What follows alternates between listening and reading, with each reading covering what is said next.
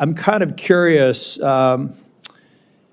what your position was back during the Obama administration when that's exactly what he did. I'm not reading what Trump intends to do. I'm reading exactly what President Barack Obama did when he came into office and deported nearly 5 million people, or in excess of 3 million people. So at that time, were you involved politically or in this space at the time that Obama was here? How old were you back then? I was a graduate of law school and was working at the time. Were you opining on deportations at that time? I was not. Do you believe that President Obama made a grave, horrible, inhumane mistake by deporting those folks? Well, it wasn't 5 million people. That came in under the Bush administration? It wasn't 5 million people. When we're looking at it was over 3 ICE million. deportations. So let's not split hairs. Actual numbers are closer to 1.5 internal ICE deportations. And but there you as said well, that it was depends on the immoral. portfolio. So you said President Obama was immoral and inappropriate to deport those million people. Is that what I heard you say? There were many people that were deported yes, no under his question. administration that should not have been. Yes. Look, today we're diving into a heated Senate Judiciary Committee hearing where Senator Tom Tillis faced off with an anti-deportation witness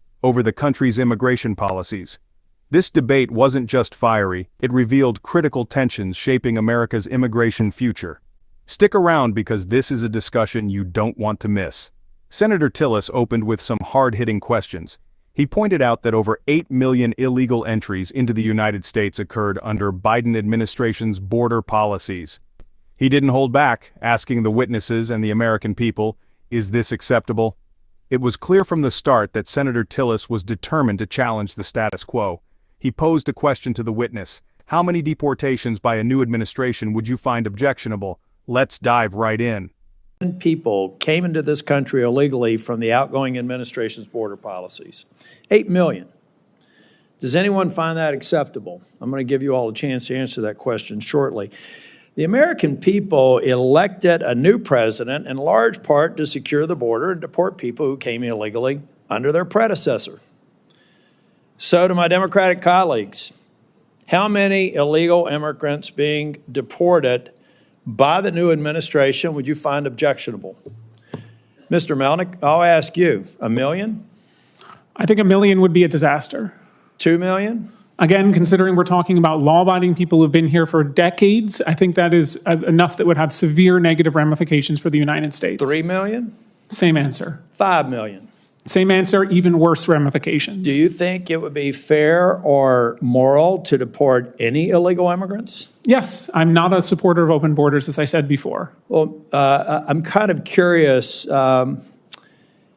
what your position was back during the Obama administration when that's exactly what he did. I'm not reading what Trump intends to do. I'm reading exactly what President Barack Obama did when he came into office and deported nearly 5 million people, or in excess of 3 million people. So at that time, were you involved politically or in this space at the time that Obama was here? How old were you back then? I was a graduate of law school and was working at the time. Were you opining on deportations at that time? I was not. Do you believe that President Obama made a grave, horrible, inhumane mistake by deporting those folks? Well, it wasn't 5 million people. That came in under the Bush administration? It wasn't 5 million people. When we're looking at it was over 3 ICE million. deportations. So let's not split hairs. Actual numbers are closer to 1.5 internal ICE deportations. And but there you as well, said that it was depends on the immoral. portfolio. So you said President Obama was immoral and inappropriate to deport those million people. Is that what I heard you say? There were many people that were deported yes, no under his question. administration that should not have been. Yes. Look,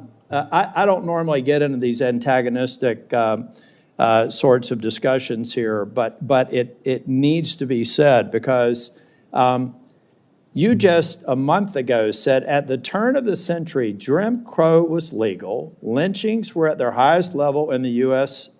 history, women couldn't vote, the infant mortality rate was 165 per 1,000, and the average life expectancy was 47. And we also had quasi-open borders. That part wasn't bad.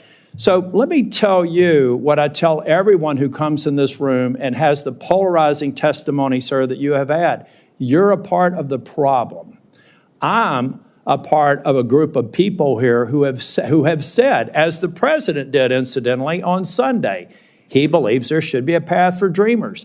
We're demonizing President Trump for something he may or may not do, But he has said to his Republican base, he believes that there should be certainty for dreamers. He's also said that we have to have a secure border. And as long as the border is not secure, people like me who try to treat people who are in the state that they are here with respect and understanding some of the issues that Mr. Padilla brought up, you cause people to go into their corners and get nothing done. That is why Chair Durbin has not been able to fulfill the promise on Dreamers every single year he's tried for the last 20, because people like you make it impossible to have let me finish, and then I'll let you speak as long as the chair wants to, have a rational discussion about it. Because if we don't secure the border, I can't get a path to citizenship for the DACA population. If we don't secure the border, I can't get Democrats and Republicans to come together and give certainty to the dreamer population. Are there any dreamers in the room?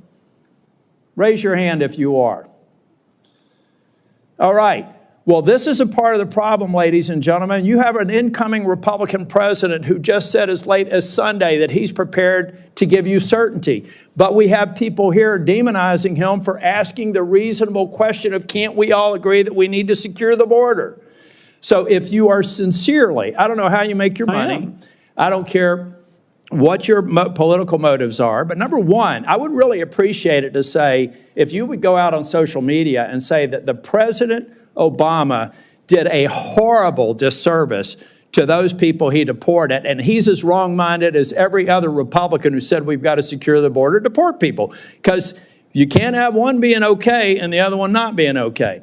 And if you don't come to the table and recognize in a world where, 100 years ago, it was probably safe to have a quasi-open border because the world order was changing and we emerged as a world leader. But today, we have terrorists that can fly from the Middle East, land in Mexico, and come across the border in less than 24 hours. We're not living in Ellis Island anymore. We've got a problem that can't be solved, and people like you are creating more obstacles to people like me who are willing to take hits from my own party to satisfy what people like Donald Trump want to get done. Thank you.